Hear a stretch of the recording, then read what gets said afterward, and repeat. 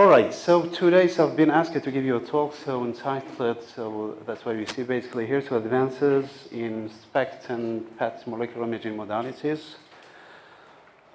This is the outline of the talk, so we start basically going quickly through the, just give me a second here.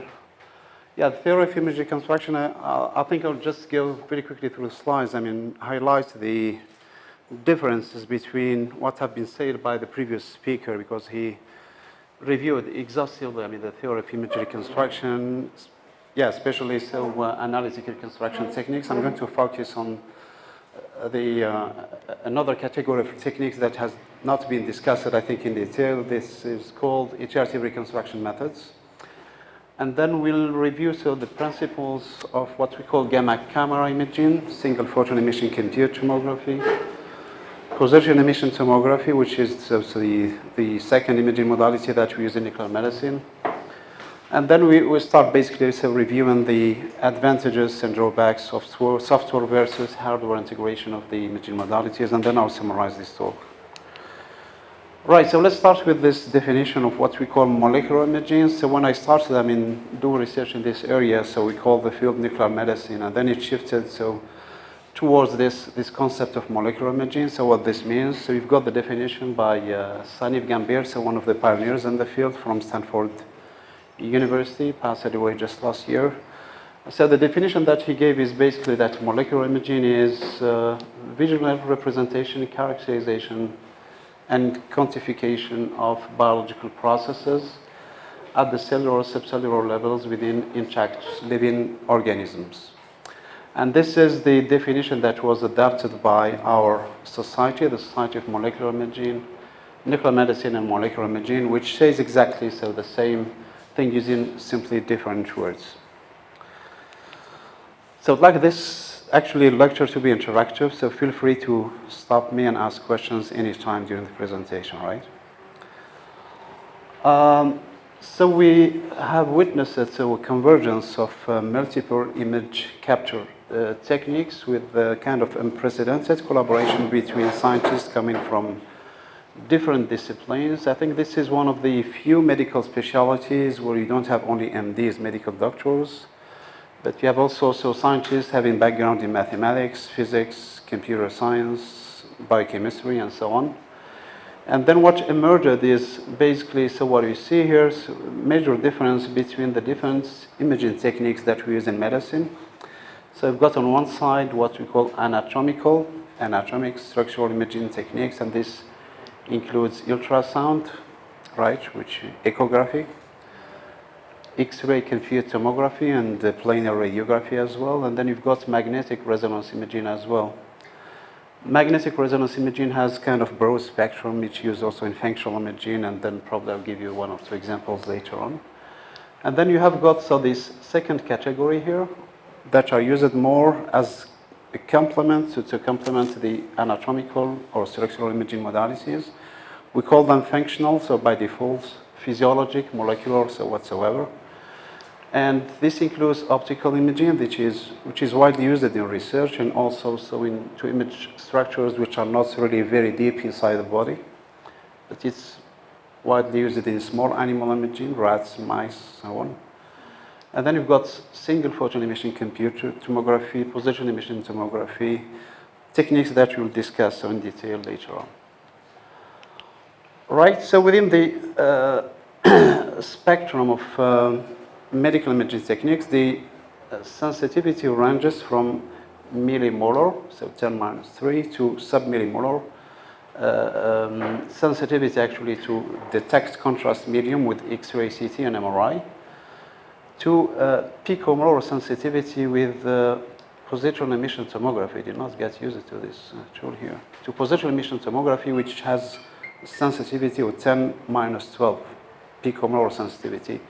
So basically, the difference between the two different techniques is 10⁸ or 10⁹, right? So with respect to CT and MRI, which is extremely high. So the idea here, we're going to review the last part of this lecture is that we combine the high spatial resolution of X-ray, CT, MRI We get excellent high spatial resolution with the sensitivity of molecular imaging to answer a clinical or research question. So the idea is really to combine and to take advantage of each with the advantages of each, right? Very good. So here what you can see basically, so some issues with the animations. I'm not sure if it's going to work out. Just to show you, I mean, the beating heart anyway, so you imagine that you've seen it. This should be moving. So we're slightly actually shifting from conventional planar imaging techniques. I think almost all of you had the chest X-ray CT to three-dimensional tomographic imaging modalities. So the advantage is that you see the structures which are deep inside the body because you basically divide a large volume into small or thin slices so that you can have a display of the 3D volume. And then we can add the time information. This is the fourth dimension, so basically what you see here, right? To basically be able to image organs in motion, like the myocardium that you see here. So you should be seeing it, so the heart beating. And then we can also image what we call the tracer kinetics, basically the evolution of the tracer after IV intravenous injection to the patient's body. So the tracer kinetics are going to change over time. And then with type of techniques, you can basically track the changes over time of a tracer which is injected to the patient. And then what you are seeing here, so is basically the fifth dimension. With the fifth dimension, so basically you use hardware integration of PET and CT scanner. So you've got the 4D already with the X-ray CT, and then you've got the fifth dimension, which basically the signal that you see here, which is overlaid on the X-ray CT to give you basically access to the fifth dimension, which is basically the molecular signal. Could be fluorodeoxyglucose, could be tracer targeting amino acids, or targeting the what is of interest to radiation oncologists, hypoxia. So different metabolic processes can be targeted with this type of techniques. All right, and then in our hospital, a group of computer scientists developed this type of tools that you can simply install. So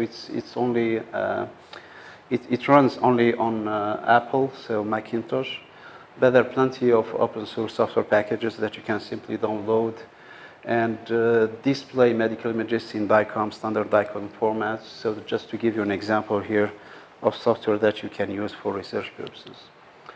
So very quickly, I think this has been really alluded in detail in the previous talks. Let's start very quickly with the principle of X-ray CT, because the reason that I started with X-ray CT is that most of 100% of the instruments that we use now in nuclear medicine are combined with either X-ray CT or MRI. So standalone SPECT or PET scanners do not exist anymore since almost 15 years. So I think Beer's law has already been installed. So we've got flux of an X-ray beam coming through a medium having thickness of the X, and then this is basically the link between the input and the output of the X-ray beam. And the idea is really to be able to reconstruct the images for X-ray CT, so depicting mostly the anatomy within or inside the patient's body. And then we are interested to have large dynamic range. So this is why we use this factor of 1000 that you see here. All right, but basically the Hounsfield field units are given by this equation, so it's very basic in X-ray CT. And the idea is you've got an X-ray tube here, what you see on the top here, and then a bunch of X-ray detectors on the opposite side. Okay, and then you've got a bunch of detectors actually on the opposite side of the patient, right? And then you collect basically the data with in fan beam mode, right? And then we collect the projections that you see here, so exactly with the same formula that I have introduced previously. And then we take the logarithm of the projections. So this is the first step before we proceed to image reconstruction. So each view here corresponds to one line of response in yellow that you see on the left side, right? And then the next step is basically to collect data while rotating the system around the patient. So you've got the X-ray tube rotating around the patients, and you collect the data so in spiral with a spiral trajectory. So each line of response here that you see corresponds to one point on the sinogram. This is how we save the data on the external hard disks of the computers. And basically, so you rotate and collect a certain number of views, and this applies to X-ray transmission and also to emission data, so what I'm going to introduce later on, right? So what's important to note is that each point here on the sinogram corresponds to a single view, right on an angle, and then a distance, what we call the beam, which is basically the distance from the center of the scanner to the line of response that you see in the yellow here. All right, and then basically the principle of X-ray CT, as I mentioned, it is to rotate, so around the patient, acquire the data in spiral format, and with a spiral trajectory, and to revert the procedure, so basically what we call image reconstruction from projections. And in this context, so what you see here is basically the filtered back projection, right? So the acquired projections are filtered in Fourier space and then back projected, so line of response by line of response to display basically the image that you see on the right side here. And I'm not going to review this in detail, but there are basically two techniques. So the first one has been really explained in detail, what we call analytic, which is the exact inversion of the what we call the radium transform or X-ray transform, so depending on the acquisition model. So you've got basically a model describing the acquisition process, so requiring measured projections. These are the measurements. And then you've got the model which is going to invert, so you invert in the radium transform basically to get the images from the measured projections. And we have second category, so iterative reconstruction, which is obviously not limited to classical algebraic reconstructions that were described as well, but it includes also statistical reconstruction techniques that basically operate according to this flow chart that you see here. So you start basically with the initial image, something that I'm going to describe later on. The initial image could be, for instance, a uniform cylinder, right? Or a prior reconstruction that you get with filtered back projection, and then you forward project your images to get measured projection, calculated projections that you compare to the measured projections, and then you've got correction scheme here, which is really variable. So you got some correction mechanism that updates the images, and the reconstruction is obviously iterative, so you do it as many times as needed, so number of iterations, so that to ensure that your algorithm converges. So this has been described, I think, in detail. So John Radon is famous Hungarian mathematician who I think he was he got the citizenship of Austria later on. But the theory that he developed in the basically so the 20th century with the famous paper published in 1917 was unknown to the scientists who developed X-ray CT and SPECT tomography in the 60s and the 70s. So they used back projection to reconstruct without knowing that this theory has already been developed by this famous mathematician. So again, this has been really described in detail. Let me just give you a few examples here in the context of X-ray CT. So really our emphasis of the applications in the field that are of interest to us with so this is a sinogram and one projection. If you perform basically the back projection using only a single view, so you got these blurred images, even with the filtered back projection. So it doesn't work because a single view is obviously not sufficient. And then the idea is to collect sufficient number of projections around the objects. And with basically X-ray CT, you need a pretty large number of views, of angles. So in the range of 1,000, you see exactly here with 984. Back projection, obviously, as I was explained it previously, produces blurred images with this famous star artifact. And then filtered back projection, obviously, is going to filter the projections and then remove the star artifact, and you end up exactly with the image of the silent of the phantom that you see here, so on the left side. All right? Okay, very good. So this is for X-ray compute tomography, and then with emission tomography, so just one illustration here. Again, so the same, this is the XCAT phantom, so a phantom that we use in research. It's really a realistic description of the internal organs within the human body, and you can use it actually to simulate tracer uptake within the patient's body. And then through simulations, we can forward project the biodistribution that you have in this function to generate the artificial projections that you see here. And then we can apply the reconstruction, either only back projection to see what the images that you see here. Something is going wrong. I think there's no, I think it's the battery.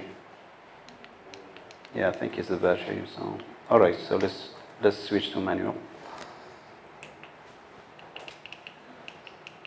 Anyway, so let's switch to manual. All right, so where you see here the back projection only of the projections that you see on the right side here, and then filtering the projections before the back projection process is going to produce images that are close to the ground truth images that you see on the left side, right? Clear enough, back projection, filtered back projection. I think we spent almost an hour on this in the previous talk.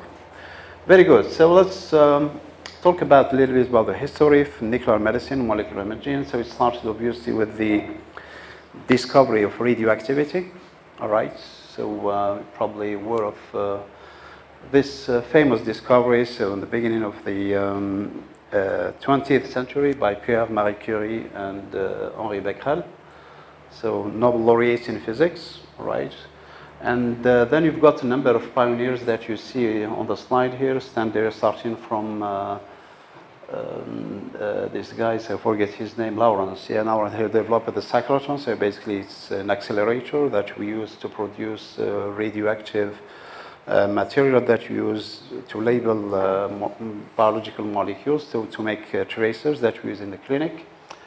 And then you've got also another famous physicist, another Nobel laureate called Anderson, who developed or discovered the positron. Without a positron, there will be no positron emission tomography, so a major discovery in the field. And you've got a bunch of other scientists, so let me just cite here, so De Hevesy, George De Hevesy. So there is a major award given by the Society of Nuclear Medicine that bears his name.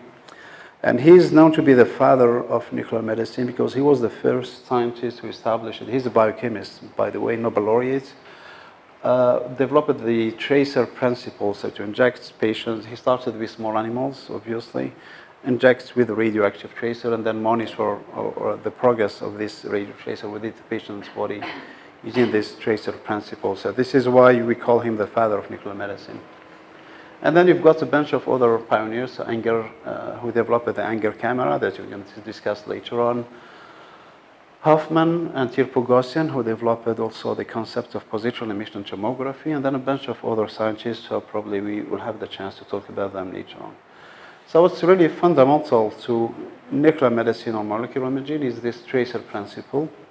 So we use basically radioactive isotopes like technetium-99, which has a half-life of 6 hours. And then each radionuclide has obviously what we call a decay scheme. So it emits type of radiation, gamma, beta, whatsoever. And then there is a frequency associated with this, so 100%, 20%. And this reflects the number of emissions per radioactive decay. So you've got some radionuclides that emits gamma photons. So gamma by definition is emitted by the nucleus, right? And then you have got some radionuclides that we use in positron emission tomography. So these are positron emitters. They emit positrons, beta plus. And these are characterized as well by the half-life. And if you compare the two categories, you see that for PET tracers, the half-life is extremely short. Oxygen, 2 minutes, right? So you really need to produce it in a cyclotron, inject the patient, so your normal subject very quickly, scan the patients, and then get the signal that you need for your analysis. So this association between the radionuclide that emits the radiation and a biological molecule, which basically reflects the behavior that you're targeting within the patient's body. So you put them together, inject to the patient, and then you monitor with external detectors, basically, so the progress of the... Merci beaucoup. Okay, seems to work. And then monitor basically the tracer kinetics through the external detectors. And we have a bunch of radiopharmaceuticals. I think I have a slide on this. So this is a nice slide by IPAS that basically gives you the different organs and the tracers that we use to explore those pathologies within these organs. So there is really a very wide spectrum of tracers that we can use in the clinic. So let's start with the principles of gamma camera imaging, right, in planar mode. So this is the famous Anger that you see here, so from the University of Berkeley. He was not lucky enough to get a Nobel award. I think he deserved it by far. So the principle is that obviously we inject the patients with gamma emission radio tracer, and then we put the patients in the field of view. So the diagram here is not really to scale because the size of these detectors is in the range of 50 centimeters by 30 or 40 centimeters. It's kind of a rectangle. And then basically the gamma camera consists of what we call a collimator. It's made of tungsten or lead, plomb, okay.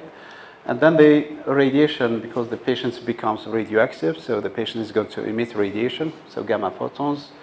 The emission is isotropic in all directions.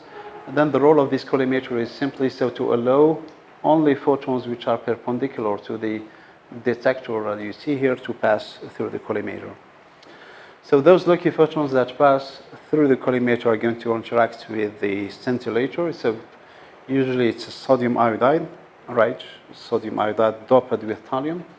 And then the role of this detector is to convert the energy of the gamma radiation to a scintillation light, right? And this light is going to be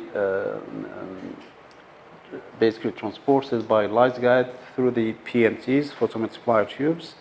And then the role of these PMTs is to convert the light to an electrical signal that can be treated with the electronics that you see here. And then we display basically the images on the computer, on the screen of the computer that you see here. All right? Just to show you some of the images that we use in nuclear medicine. So in oncology, the application is basically oncology, cardiology, neurology. We'll see some examples later on, but this is basically 60-70% of our exams using conventional imaging techniques, what we call bone scintigraphy, osseous. Right, so it's used basically so to as part of the exams, or the battery of exams that we need to depict bony metastasis. So for certain types of cancers, prostate for men, and then it will come to my mind. Yeah, basically the mammography. So for females. They develop bone metastasis, and this is the gold standard exams that we use in the clinics to depict bony metastasis. And based on this, we decide if the patient is a candidate for surgery or for any other treatment technique. And these are other pathologies like the thyroid, so with the iodine 131 or 123. It's 131 here, and this is MIBG, another tracer that we use for neuroendocrine tumors. All right, so basically, so this is how the gamma camera is operates. So we've got a crystal of a certain size. This is the typical size that you see here. It has a certain crystal, a certain thickness, sodium iodide, so there's some technological constraints on the thickness. So typically use 9.5 millimeters is the focus is to image or to scan. So low energy photons like technetium, which emits at 140 keV. And then you can use also more or thicker crystals if you image iodine 131 as well. And then you've got a certain number of photomultipliers. These are just some figures actually that I got from the literature. And the standard now is really to use digital electronics to digitize the signal and to process it with the electronics to produce the signal. So the collimator is really the fundamental toolkit that we use actually for planar scintigraphy. There are basically 4 different geometries. So planar geometry, which is the most widely used. There is direct correspondence between the object size and what you see on your screen, what you see on the image. And there are other types of collimators, basically what we call the pinhole polymeter, sténopé en français. Which basically is going to invert your object on the screen, and it has a significant zoom factor. So it's used for imaging small organs like the thyroid, and we use it also for pediatric applications for small babies. You've got also the diverging and the converging collimators that use basically to increase the size of the field of view or to decrease the size of the field of view. So depending on the application, so we use different types of collimators. So I'm going to limit this comparison to the slide that you see here, just to highlight the advantages and drawbacks of those different types of collimators. So this is an old slide comparing basically the spatial resolution and the sensitivity of different types of collimators. So the pinhole collimator is what you see here. So according to the size of the pinhole, you've got different resolutions. I think you have two of them here, or maybe more. So you've got three diameters of the pinhole. And then obviously, so the sensitivity of the planar collimator is not going to change with the distance, so there is no change. Because of the geometry, because it's parallel, so there is no change with the distance. And then the spatial resolution is going to degrade for the planar, for the parallel collimator. And you've got the same trend for the other collimators as well. So depending on the sensitivity and spatial resolution that you need, so you can choose the appropriate collimator for your applications. Very good. So how do we put basically the PMTs on top of the sodium iodide crystal? I think you see it very nicely here.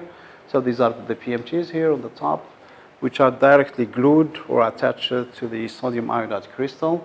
And we have got a mechanism called Anger logic, because it was developed by Anger. And the idea basically is to, depending on the proximity of each PMT here from the interaction point, so the PMT is going to generate a certain amount of signal, of light, all right? And then you have a light sharing scheme between the different PMTs. For instance, if you got, just give me a second. So we've got basically the interaction taking place here. So this PMT is going to produce a certain amount of light, and the PMT which is farther away from from the interaction point is going to emit a smaller amount of light, and then by combining so the amount of signal produced by the different PMTs, so you basically estimate the coordinates x and y, and this is how you estimate your interaction points. Right, so this is already a conventional technique implemented on almost 100% of the conventional gamma cameras that we use in the clinic. So it's basically a mixture of small resistors, so it's not something which is really high-tech stuff. Good. So now coming to the readout technologies. So we use conventional photomultiplier tubes, and the mechanism I think is extremely well understood. But we use also what we call position-sensitive photomultiplier tubes, basically what you see here, especially for when the higher resolution is desired, which is the case of small animal imaging because of the size of the mice and rats, so we need a higher resolution. And then there are some new photodetectors which are used as well in imaging technologies. For instance, we'll see later on, so PET combined with MRI or SPECT combined with MRI. So we cannot use PMTs because the PMTs are not going to work out within a high magnetic field. And the magnetic field is going to be also disrupted by the metals that you have in the PMTs and also the high voltage that you use to operate the PMTs. So this, what we call the avalanche photodetectors that you see here, or the silicon PMTs, they are MR compatible, which means that they can operate within the magnetic field. And then we use them when desired, actually, especially on SPECT MRI or PET MRI systems, because they have this advantage compared to conventional photomultiplier tubes. So this, what I have said, is basically so for gamma cameras operating in planar imaging mode, which means generating two-dimensional projection images. And then we can use the same mechanism that I described earlier for X-ray computed tomography, which means rotating the detectors around the patients to acquire the data in multiple views and multiple angles. So this is basically one of camera dedicated for brain imaging. We rotate the cameras around the patient to acquire multiple views, so between 32, 64, up to 128 views. And then we basically use the same theory that I explained it before to reconstruct the images from the measured projections, and then we present them according to the transaxial, sagittal, or coronal orientations to the MDs or to the nuclear medicine physician who is going to report on his diagnosis, basically, or to plan the therapy based on these images. So I think the concept is very basic. So we basically, instead of getting a single planar projection, so we rotate the detectors around the patient to acquire multiple projections according to the different angles, and then we save the data exactly as in X-ray computed tomography in sinogram format. So each point within this matrix reflects basically a line of response, what you see here in yellow, right? And then we apply the same theory that I described before, either filtered back projection, which means filtering the projections in Fourier space and then back projecting them line of response by line of response to get the image, or use one of those most advanced iterative reconstruction techniques that I'm going to touch upon later on. Very good. So I'm going to discuss basically very quickly, just in a couple of slides at the end of this lecture, so the role of the physicists within nuclear medicine departments, because we need to apply a number of quality control procedures to make sure that the gamma camera is operating according to specifications. But what's important to mention here is that what we call the non-uniformities, because the detector, the sodium ion, the detector has a very large surface, so 40 by 50 or 30 by 50 centimeters. And you've got some non-uniformities. For instance, depending on when you are within the field of view, so the uniformity is going to change because it's also linked to the gains of the PMTs. And these non-uniformities, basically, you're not going to notice them on planar images. They're going to be amplified when you use tomographic imaging, because if you got basically an artifact on one view is going to be amplified when you retroproject or the images to get the tomographic images. And this is a well-known problem that generates high artifacts on your images if you don't do this correctly. So these are the more standard gamma cameras compared to the old styles that you have seen. So this is more state-of-the-art. So different specs combined with CT gamma cameras exist in the market. So the three manufacturers are basically Siemens, General Electric, and Philips. We're mostly a Siemens site, so in our facility, but obviously I'm not going to advertise for this company. And so the applications are mostly what I described before. So almost, I would say 50–60% of our applications is clinical oncology, so cancer patients. And the cardiology has also the 34–35%, and neurology is really a small portion. So these are basically specs and cameras. What you see here is control subjects. So what you see is basically the typical biodistribution that we observe for perfusion scans in the brain. And this reflects deficits of tracer uptake in those areas here, which is indicative of the presence of a neurodegenerative disease. And this is, for instance, patients suffering from dementia, so Alzheimer's disease, right? Cardiology, is also, as I mentioned, has the lion part in our examinations, and it's very common to acquire the data combined with X-ray, CT, as I mentioned previously. Right, so these are more advanced designs. So there's a company called Spectrum Dynamics, which has an interesting concept, especially for cardiovascular disease. So they have kind of multifocusing collimators that you see here. And this enables actually to get the collimator very close to the patient's body, right? And this tends to improve substantially the sensitivity and the spatial resolution, so to provide kind of a better combination of the advantages of conventional designs. And this is a more recent design actually of the same system. So the company's name right now is Molecular Dynamics. And I think I have an animation here, if it works. Yeah. So this simply gives you how the system works. So you've got those collimators actually that can move towards the patient. So according to the specifications of the user, so the applications are multiple. The initial design was basically targeted to cardiovascular imaging, but the Veriton, which is the most recent design, so it's used basically CZT, which is semiconductors.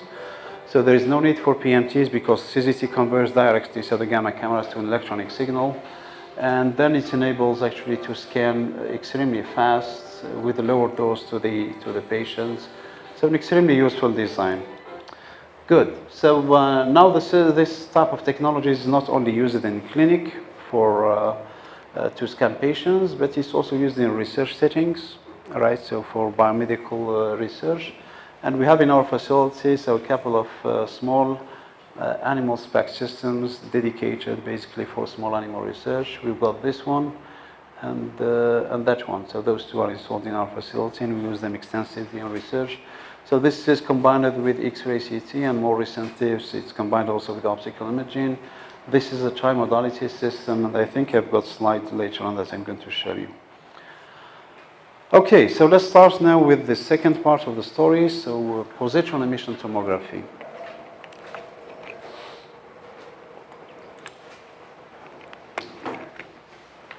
So PET basically was started in 1952 with the use of positron emitting tracer by scientists Brownell, Sweet, and colleagues from Massachusetts General Hospital, so in Boston. They were basically the first to realize the image that you see here for brain tumor. They used the positron emitting tracer, but without a dedicated PET cameras because the technology did not exist at that time. So they basically acquired the scans that you see here by collecting the data in single photon mode. And then, so positron emission tomography was developed in the 70s by Tirpogosian and Hoffman, so the two guys that I showed you before. And they provided actually, so the images that you see here. Then, so one of my closest friends and mentor, Professor Abbas Arabi from UPenn, University of Pennsylvania, in Philadelphia. So was the first actually who used FDG, so fluorodeoxyglucose, which is the equivalent of sugar, so with some differences. And he was extremely proud to show the first PET image with fluorodeoxyglucose to his colleagues, radiologists, who were extremely excited about the introduction of MRI, right? But the radiologists were not very excited about positron emission tomography. But the advantage that he showed is basically small numbers that you see here. So with PET, you can quantify blood flow or glucose metabolism, so something that you cannot really do with MRI. And then he produced also this first whole body PET image that you see here, basically by acquiring the data with an external detectors without the dedicated technique because the axial field of view was extremely small at that time. And here you basically see the images, evolution of the quality of PET images for the brain. So you can appreciate actually the low resolution in the first design of the 70s. Pixel size was close to 1 centimeter, so very low spatial resolution. And then now, so the spatial resolution is close to basically 2.5 millimeters. So we can actually image organs to very high spatial resolution, taking advantage of basically what you see here, so scintillation crystals that have a higher stopping power, fast electronics, advanced reconstruction techniques, and so on and forth. So what do we need basically to operate a PET facility is what we call a cyclotron. So recall the discovery of this famous scientist who developed the first cyclotron through a grant from a private foundation in the States. And that you need what we call the hot cells, because the amount of radioactivity is extremely high, so we're not going to manipulate this with the fingers. So we use these robots here to manipulate the radioactivity, and this is one of the synthesis models that we basically use in the clinic to produce the tracers. And these are a bunch of tracers actually that we use in clinics, so depending on the clinical indication. FDG is the most widely used, this one here. It's used for neurology, for study myocardial viability. It's used in clinical oncology because the cancer cells, they tend to have a higher metabolism compared to normal cells. So you can basically have a very high contrast between the two, and then other tracers for perfusion imaging, for targeting tumor hypoxia, blood flow, and so on. Good, so what is the principle of positron emission tomography? So obviously we're injecting positron tracers, beta plus. So beta plus is the antiparticle of the electron, which means they have same properties but opposite charges. Electron is charged negative, and then the positron has a positive charge. So once the positron is emitted, so it travels a very small distance. You've got some numbers here depending on the energy of the positron and the corresponding, so full width of half maximum of this range. And then it basically interacts with the electrons that we have in biological tissues to produce what we call the positron process, all right? And then the end is the emission of two back-to-back annihilation photons, 180 degrees apart. And then we collect the data in coincidence mode, which means that we accept the events only if they fall within a specific coincidence window, which is going to depend on the properties of the scintillation crystal. And then we record the data exactly in the same way, so in cyanograms. Right, so each cyanogram corresponds to what I explained before, and then we apply the same techniques to reconstruct the images from the measured projections, basically inverting the procedure as I described in the detail. So let me just spend a couple of minutes on this statistical reconstruction, which was not described, I think, in the previous talk. So basically, it's a measure on the, this is what the scanner gives you, right? It gives you this measured projections. And then we have, this is the maximum likelihood expectation maximization algorithm, and is variant what we call the ordered subsets expectation maximization. So the idea is to generate artificially projections from an initial guess, all right? That's what we call the iteration number 0.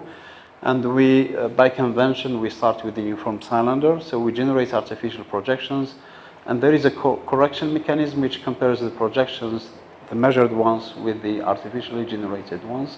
And then you have a correction procedure which is going to amend or to modify the images at the different iterations till you produce so the desired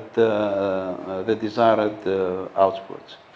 Now this is one of the techniques that algorithms implemented on commercial scanners. So just to show you, this is the acquired images. This is the ACFs, what we call the attenuation correction factors, that we basically so produce from the CT scans that you see here. So this is a correction mechanism, and these are some random events, scalar events, a few things that I'm going to describe later on. What is important here is to show you some clinical images comparing to conventional filtered back projection, which generates awful images of extremely low quality, and the advantage of iterative reconstructions, which produce images of much improved quality. And again, this is not really state of the art, so this was produced basically in 97, 98. And you can appreciate here also so the better image quality produced basically with iterative reconstruction techniques, in the sense that the noise and the significant artifacts that you see in conventional filtered back projection are removed later on, and you see the same effect here. But what I wanted to highlight here is that basically, so we don't know how many iterations to use in clinical setting to allow the algorithm to converge. So what we know is that a certain number of iterations have to be used, and that adds, if you increase significantly the number of iterations, the algorithm is going to diverge, and then you end up with noisy images. So according to the experience, so we need to stop the algorithm at a certain number of iterations, and this is how we do it in the clinic, which means that there is no objective criterion telling you how many iterations to apply in the clinic. So it's really according to the experience that you have and the recommendations from the scanner manufacturer. There is another concept that we call resolution recovery, statistical reconstruction, and basically the idea here is that depending on when you are in the transactional field of view, so the spatial resolution is going to vary. So for instance, you get a very good spatial resolution here, 2 millimeters, and then when you deviate from or you go off center by 10, 15 centimeters, the spatial resolution usually degrades because of the geometry, cylindrical geometry of the scanner and the associated artifacts. So we use this resolution recovery reconstruction, basically by incorporating some prior knowledge about the geometry of the system. For instance, we can measure multiple point sources at different positions here within the field of view and use those estimated spatial resolution at multiple positions during the resolution recovery image reconstruction. So this type of techniques basically improve the spatial resolution. So this is some patient data reconstructed without and with resolution recovery, and look to the intensities of the signal here and here. So much improved spatial resolution when you use those techniques, again for the brain. So this is the high definition PET, or basically resolution recovery without additional filtering, compared to a conventional 3D OSCM reconstructions. But the problem with this type of techniques is that in some cases, probably 1-2% of the clinical studies, we can also highlight this through phantom studies, there is an aliasing that takes place, and you can see it basically here with this multispherical phantom. If you get a line profile, you see this overshooting, right? So this aliasing artifacts or overshooting can take place in a number of situations, and this is, we prefer not to use it in multi-institutional clinical trials because it generates some artifacts, but obviously so it has major advantages in the majority of cases because it improves substantially the image quality, and you see it also in brain scans. So this, like you see in this example here with the overshooting. All right, so let's move on to the instrumentation now. So the majority, or almost 99.99% of the PET scanners, and by the way, do you know how many systems you have in Algeria? PET scanners, how many you have? One in the public and one in the private, right? Yeah, it is also in L'Hôpital Mayo. Yeah. All right, so we've got only 2. Very good. So this is the geometry. So it's basically cylindrical geometry, and the axial field of view depends on the scanner manufacturer. So it goes from 16 centimeters for Philips, for instance, up to 22 or 25 centimeters in terms of axial field of view. So to do a whole body scan, basically going from the brain, from the head to the toe, it's almost 1 or 1.2 meters, or 100 and 120 centimeters. You need to do multiple scans, basically by translating the patient's bed, and then you carve multiple images covering different fields of view, and then you stack the images at the end to get the whole body images. So this is one geometry, and then you have got some systems dedicated for brain imaging, for breast imaging, so with a limited axial field of view, smaller diameters to get better spatial resolution. Prostate, we have a project actually with CERN in our facility to design a system for prostate imaging. And then some systems dedicated for small animal imaging. I'm going to show you some examples. There is also a couple of research groups actually, and one company that produces systems dedicated for total body imaging. So the axial field of view is close to 2 meters, right, for this design. And then for Siemens, I think they have a system with 1 meter axial field of view, so you can scan the patients actually extremely quickly. So let's go quickly through the history. These are some of the concepts used for brain imaging, a very high spatial resolution, close to 2 millimeters. For instance, for the high resolution research tomograph produced by Siemens, the GPADs by Philips, and some Japanese research groups who are interested actually in depicting areas within the brain which are involved in certain psychometric procedures. For instance, they're interested in language, so they need to scan the patients in different postures, not only lying in the bed, they could be sitting or they could be doing something, look into video sequences. All right, so they designed this system with a spatial resolution close to 3 millimeters, and this is a very interesting design concept called the PET hat, and I think I have more designs later on. So what we do as physicists is to scan basically this type of phantoms that we call the 3D Hoffman phantom, and to compare basically the expected, so this is the gold standard because we know exactly the biodistribution within this phantom when we inject tracer, and then we compare the spatial resolution attained by the different systems just for qualitative assessment. And this is a patient scanned twice on the commercial system and on the brain dedicated system, and I think you can appreciate the improvement in spatial resolution. You see really the very small details within the cortex for this patients. And then you have more recent designs, obviously, so we tend to have a better coverage actually around the patient to improve the sensitivity. We need to get the detectors closer to the brain to improve the spatial resolution. So this is the PET hat concept. This is a commercial design by a Spanish company, and then a number of other designs that are used mainly for research. There is an interest also to be able to scan subjects while they are walking, right, to depict areas in the brain that are involved in this type of processes. And there is one group actually involved heavily in this type of research. So trying to understand basically some physiological mechanisms by getting the subjects in different postures, doing different psychometric tests, and involved in their daily activities. PET is also used for mammography, so there are some systems used for mammography. So you see this system here called the PEMFLEX. Mammography has a number of limitations, especially where you have dense breasts, very small lesions, so you can miss them. So MRI is basically the gold standard procedure that we use. But PET mammography is also widely used in a number of centers.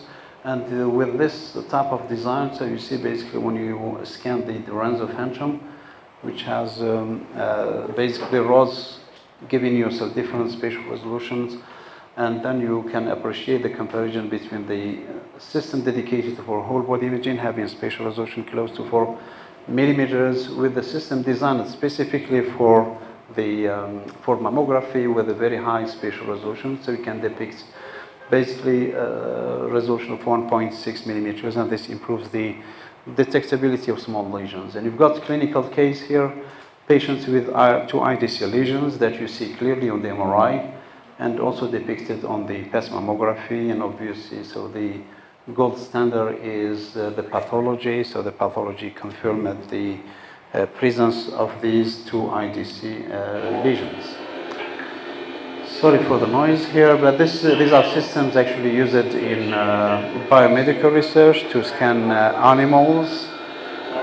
So the animals could be either we can administer anesthetic procedures to scan the patients where they are anesthetized, or we can have basically the animals in its living environment using 2 design concepts. So this is with infrared cameras where we can basically get the position of the animals and then use this to save the data, or we can simply use the PET hat concept by putting the detectors around the brain of the animal, and then leave the animal in its own living environments.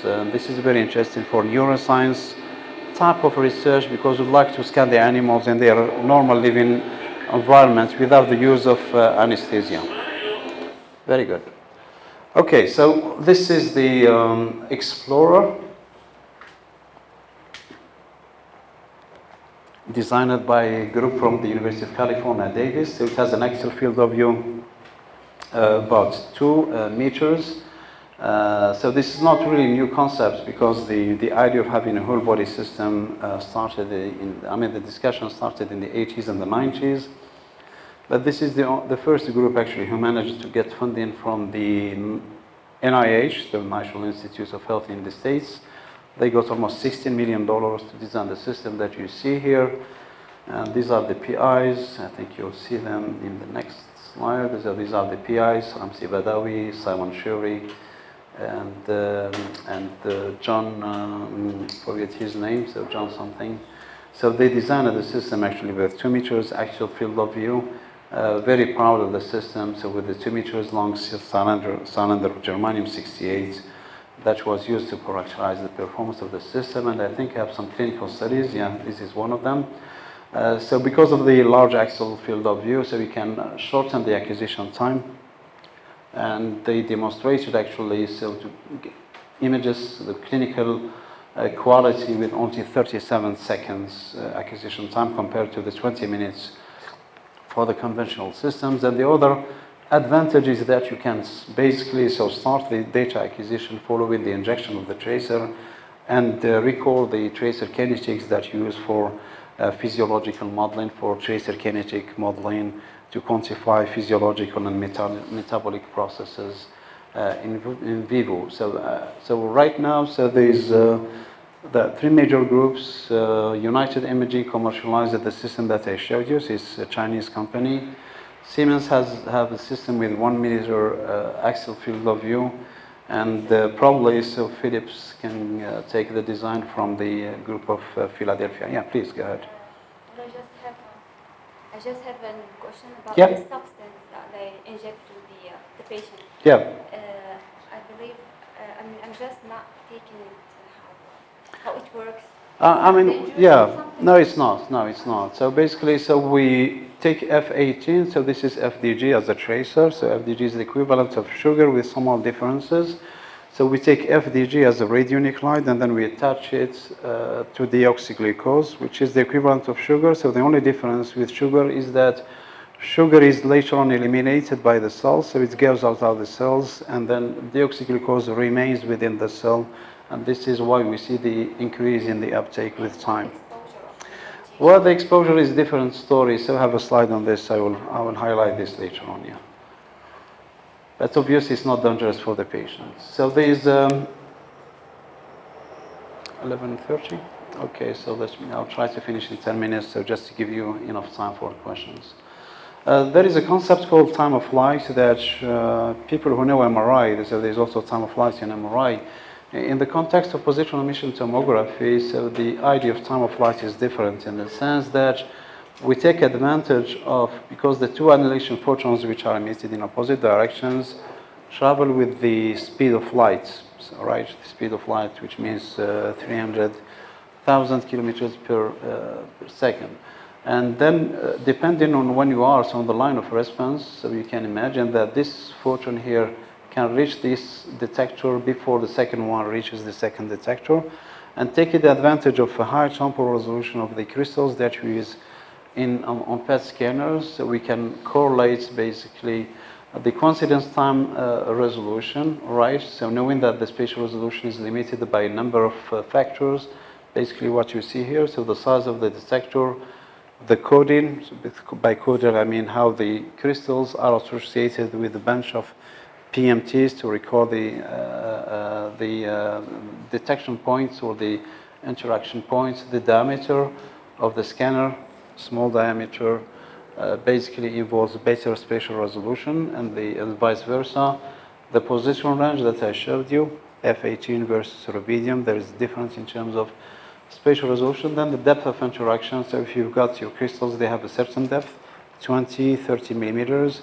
So depending on when the interaction takes place, so there could be an additional factor, actually the gradient of spatial resolution. So the ideal actually is to have a coincidence timing resolution close to 20 picoseconds, so that no reconstruction is basically needed. If we know that if your system has a spatial resolution of 20 picoseconds, you'll be able basically to depict so small segments close to the desired spatial resolution, basically, so 1 to 2 millimeters, so there will be no need for image reconstruction from projection. So what you see here is basically the coincidence time resolution of the different PET scanners that are used in clinical settings. So the standard was close to 600, so we have 550, 580 picoseconds, and now we have systems with coincidence time resolution close to 214 picoseconds. So this is the vision scanner that we installed in our facility last year. And the target of scientists is to have systems with close to 100 picoseconds, or in the near future, so probably 20 or 10 picoseconds. Right, so just to show you the advantage of this high temporal resolution and time of flight. So this is the same brain of patients, so scanned twice on the MCT scanner, having a coincidence time resolution of 550 picoseconds versus the vision with 214 picoseconds. So you see basically so the improvements in the spatial resolution. So clearly what is highlighted by the arrows here, I think it makes sense to you. It's better to display it obviously on on the computerized screens that you use in the clinic, but even the PowerPoint, I think you can appreciate the improvements in the spatial resolution. So this is what the biograph vision, just to show you how a PET scanner looks like. And this is another case comparing so the patients also acquired on the MCT or scanned on the MCT versus the vision. So some lesions here which are extremely hard to depict on the MCT, and the improved spatial resolution, so basically, and the sensitivity as well, so causes actually the lesion to be easily depicted on the PET scan that you see on the right side. Now we move into the third item or the fourth item, which is software-based image registration. So before the advent of combined PET CT or SPECT CT, SPECT MRI systems, our MD tended to have X-ray CT or MRI, and then the nuclear medicine scan, and then they do the registration manually, so trying to put the slices in correspondence. Later on, so computer scientists and physicists developed automated registration algorithms, and those registration algorithms tend to work quite well for rigid organs such as the brain, because the brain is rigid, it doesn't move, right? So through this type of rigid body registration, you basically start again with the certain number of parameters, and then through the mutual information or normalized mutual information. So you automate the process, which is obviously iterative. So you go through as many iterations as needed to get the desired output. And this type of techniques work quite well for the brain. So sub-millimetric accuracy in terms of registration accuracy. So this is basically what you see for FDG as a tracer with high resolution MRI. And this is the de facto gold standard produced technique that we use in clinical settings, especially for epileptic foci. The picture for epileptic seizures. So we basically acquire the PET image, co-register it with the MRI image, and then through the fusion here we guide the neurosurgeon, so that he knows exactly where to operate and where to resect the epileptic foci. So this type of techniques work quite well for the brain, but they're extremely quite challenging where you go to the upper abdomen or to the thorax, because you've got some differences in terms of breathing patterns. So the X-ray CT takes few seconds, while the PET scan takes 3 minutes, 4 minutes, depending actually on the protocols. So these differences in breathing patterns cause some misregistration between PET and CT images, but through careful adjustments of the protocol, so you can get good quality registrations, as you can see in this example on the right side. So basically the idea of non-rigid registration, so contrary to rigid body registration, is that we need to get pixel by pixel motion vectors, here estimate of the motion vectors, and then we use those motion vectors basically to align the two images. So just to give you one example here, I think a funny example. So this is for those who read the book, so the physics of radiation therapy. So this is a famous Canadian physicist, and he was basically training one of his PhD students. So he gave him his picture and the picture of this baboon here, and asked him to do a registration between the two photographs using the Setif spline based image warping techniques. So you see the outcome here. So we take a number of points on the two images, and this is the outcome. It works, right? So see here so another fun example here. So this is Arnold Schwarzenegger. You know him, right? And this is a famous singer. I don't know, Britney Spears. Okay, thank you. And you see here the registration, how it works. It works nicely, right? So there is no need for hardware-based integration if it works like this. Anyway, so just to give you some examples, but I mean in reality, so the idea of combining emission with transmission tomography in a single gantry and single device dates from the 70s, 50s and 60s, right? So you see the papers by Minor, Keller, Edwards, Anger, Sorensen. So all of them highlighted the papers the need for combining emission with transmission tomography. But the first one actually who materialized these concepts into a real physical system is this famous scientist called Bruce Hasegawa from UCSF, University of California, San Francisco. So he got a donation of an X-ray CT system from GE, from General Electric, and then he modified it with his PhD students to get a system that enables simultaneous acquisition of emission tomography with technetium, for instance, 140 kV, along with an X-ray beam, so basically with the emission close to 70 kV, and the discrimination between the two signals was achieved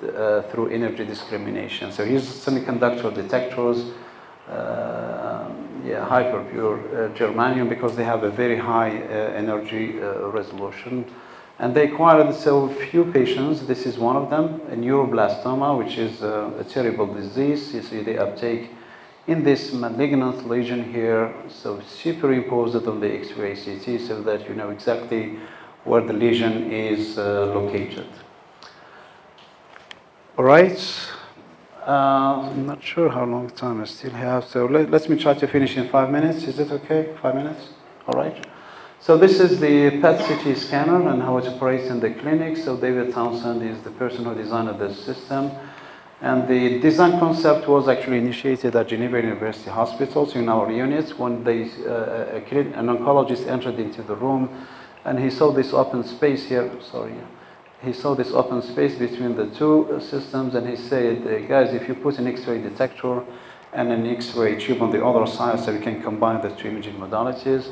So the design concept was slightly different in the sense that what was actually designed is a sequential instead of a simultaneous system. So we start basically with the acquisition of what we call the scout scan. So we've got the X-ray detectors on the top here, and then the X-ray tube. This is X-ray tube, and the detectors on the other side. And then you start with the scout scan with the planar image.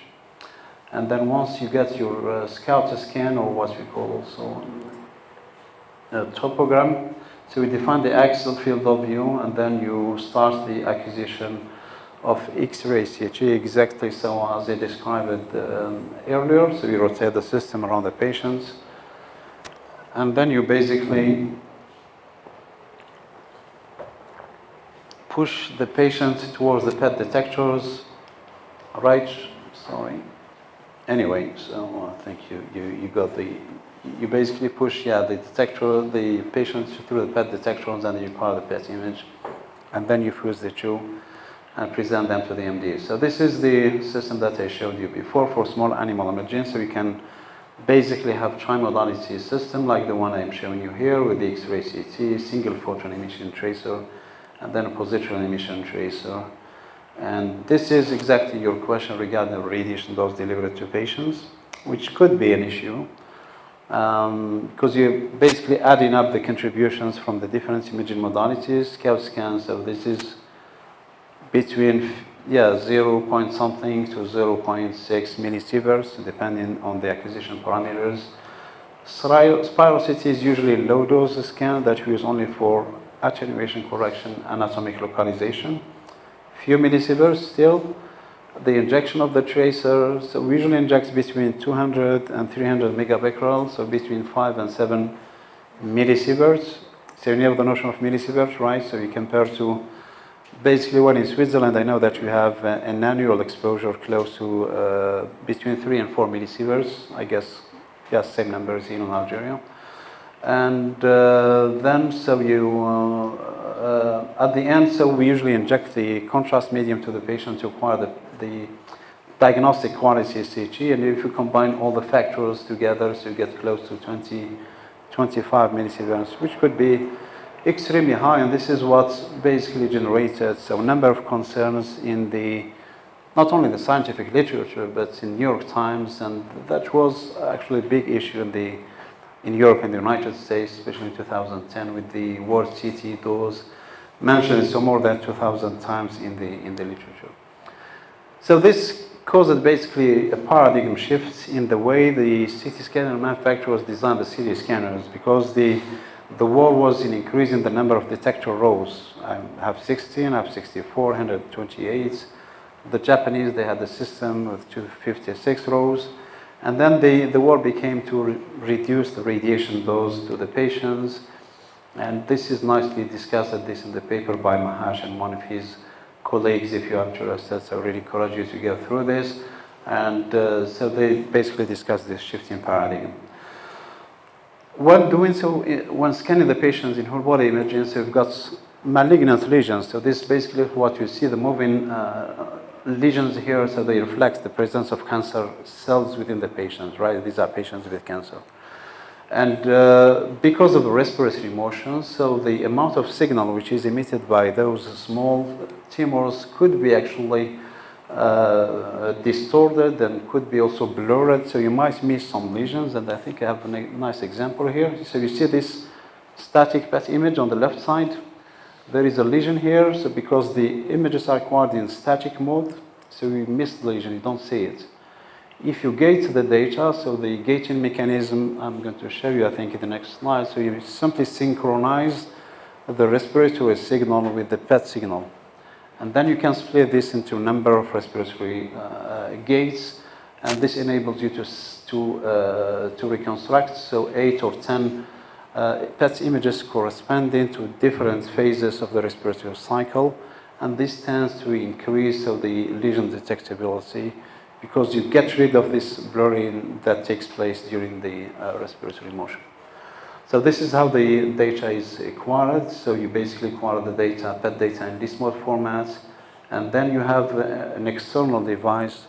It could be piezoelectric material that you have on a belt, and the patient is going to breathe. So the pressure is going to change on this material, right, and this generates a signal. And then you correlate this with the data acquisition process, and then you reconstruct 8 or 10 different phases of the respiratory cycle, knowing that a single respiratory cycle is close to 5 seconds for normal subjects, right? And with this, you can basically reconstruct the images which are synchronized with the respiratory signal, and you can do this for X-ray CT and for the PET signal. And this is widely used in academic centers for radiation therapy treatment planning. And I think I have an example here. Yeah, there is one. So you see for lesions located in the lungs. I don't know what this. Let me see if we can get this work. Anyway, I think you saw it, right? It was moving and it started. So I think it's linked to the frequency of the beamer that you have. But anyway, I'm sure you've seen it in the beginning. So these are moving targets here, and the idea is basically to use conformal radiotherapy, where you adjust basically the shape and the size of the beam with the position and the shape of the tumor within the body, so that you can treat. Get the beam on and beam off, so depending on the shape and the position of the lesion that you have in field of view. The last part of my talk is PET combined with MRI. So MRI is a multi-parametric imaging procedure compared to CT, where you have only the signal from the contrast medium. So different sequences generate different contrasts, and depending on the clinical indications, so you can get plenty or multiple time sequences or MR sequences. And combining those sequences with different PET sequences could be extremely useful actually for a number of indications. So the advantage from the physiological standpoint is that you get two contrast media, so reflecting two physiological processes within the patient's body. And the advantage in terms of physics is that when you got a positron imaging tracer within the magnetic field, so the trajectory of the positrons is going to be impacted by the magnetic field, and then you can improve the in-plane spatial resolution. So different design trends have emerged in the literature, a la PET-CT, which means a sequential design, one PET and one MRI separated by a certain distance to avoid interference between the two. Putting the PET as an insert inside the magnetic field and using the detector technologies that I mentioned before, MR compatible, or integrating the two subsystems into a single gantry with more powerful design concepts. Different photodetectors, as I mentioned before, so let me skip this, PMTs, APDs, and silicon PMs, with some advantages and drawbacks, obviously. And these are the systems which are available on the market. So we're lucky to have this system from Siemens about 10 years ago, so kind of pioneers in the field. I think it was the second one worldwide. The first one was installed in New York. And this is, I think I've got an animation which better shows you those concepts. So this is the system installed by GE in Zurich. So it's PET-CT and an MRI located in an adjacent room. So you basically get the patients on his bed directly on after the PET-CT on the MRI, and then you've got a mechanism that enables you to put the coordinates, simply putting the coordinate space system in common to get extremely well aligned images. So this is one design concept. And for those who attended the conference yesterday, I think I showed these different design concepts from sequential acquisition to simultaneous acquisition from Siemens, General Electric, who have very interesting design concept. They use silicon PMs actually to enable the implementation of time-of-flight technology, contrary to the avalanche photodiodes, which have very low coincidence time resolution, so there is no way to get time-of-flight implemented on this type of technologies. And this is another design concept from these Chinese companies that I mentioned, the United Imaging, and some images that are produced from these devices, so for the brain, cardiovascular disease. So extremely high spatial resolution combined with high sensitivity of molecular signal, and this obviously has pretty large number of clinical indications. What about the future? So I think we thought in some debates that PETs combined with CT is going to be replaced by PET combined with MRI, and this was basically the topic of heated debates in the scientific literature. That was basically what was expected in the future. The problem of PET MRI is that the clinical indications were not extremely well established. And some papers actually discussed those issues in a very provocative way. So you see the title of this paper here. PET MRI is a solution looking for a problem, which means that this is the technology-wise development which is looking for clinical problem, and then a number of other papers actually with the same provocative titles. And we believe that PET-CT was adapted after its introduction in 2000. Extremely, now you see the slope here, so it's extremely wide adoption. SPECT followed a different trend, but still it's widely used in the clinic. And then PET MRI had some issues in the beginning, but we believe that with redefinition of the technology, so this technology is going to see the light, and clinical adoption might take more time, but it's probably going to happen. So just one couple of slides is just to highlight again the relevance and the usefulness of quality control. So you need to operate those systems, you need qualified people who have the appropriate skills. They need to know the standards and how to check the quality, to do the what we call the initial tests following the installation of the systems, to be able to discuss with the scanner manufacturers, have access to phantoms basically to perform these scans, which is not usually the case in our country here. There are some dynamic systems. I just wanted to show you this for the estimation of the ejection fraction. So you need to really negotiate with the manufacturers before operating the systems in the clinic. And if this knowledge is basically missing, so this is what is going to happen. And I think I'm going to end my talk here.